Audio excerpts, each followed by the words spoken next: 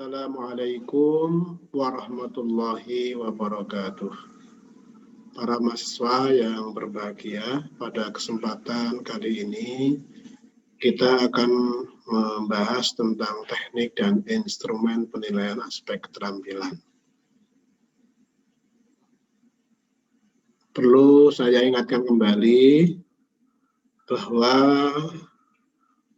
aspek keterampilan dalam kurikulum 2013 itu terdiri dari dua bagian atau dua macam, yaitu keterampilan ranah abstrak dan keterampilan ranah konkret.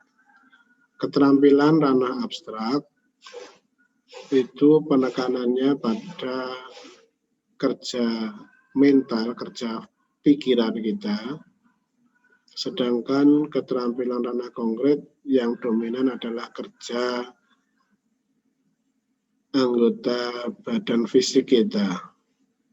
Keterampilan abstrak misalnya kemampuan membaca, menulis, mempresentasikan suatu materi, membuat atau menulis puisi, menulis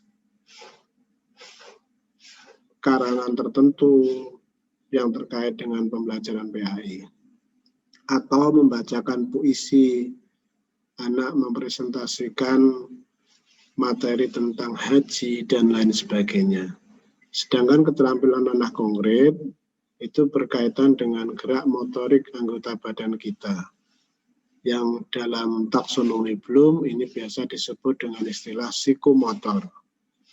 Ini yang dominan masih kerja anggota badan fisik kita. Misalnya dalam pembelajaran PAI, peserta didik atau siswa mampu mempraktekkan gerakan sholat, peserta didik mampu mempraktekkan tata cara berwudu dan sebagainya. Jadi ini yang dominan adalah kerja fisik anggota badan kita.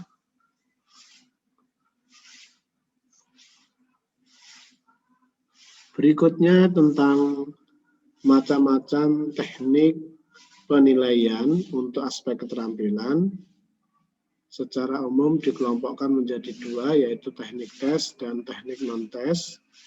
Teknik tes itu menggunakan teknik tes perbuatan atau biasa disebut juga dengan performance test, tes kinerja. Sedangkan non-tes meliputi teknik penilaian portofolio, proyek, produk, anekdota rekod atau catatan kejadian, dan penilaian diri. Sebenarnya bisa juga menggunakan penilaian teman sejawat.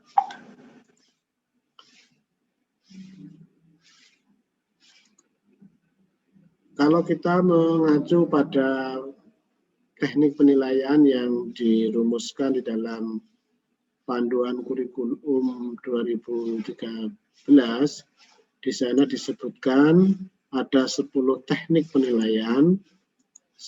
Khusus untuk penilaian aspek keterampilan, itu menggunakan 3 macam, yaitu tes praktek, proyek, dan portofolio.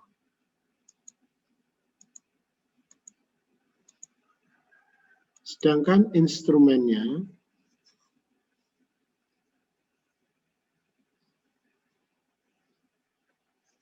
bisa menggunakan beberapa bentuk, diantaranya adalah skala penilaian atau rating scale, dan bisa menggunakan daftar cocok atau checklist.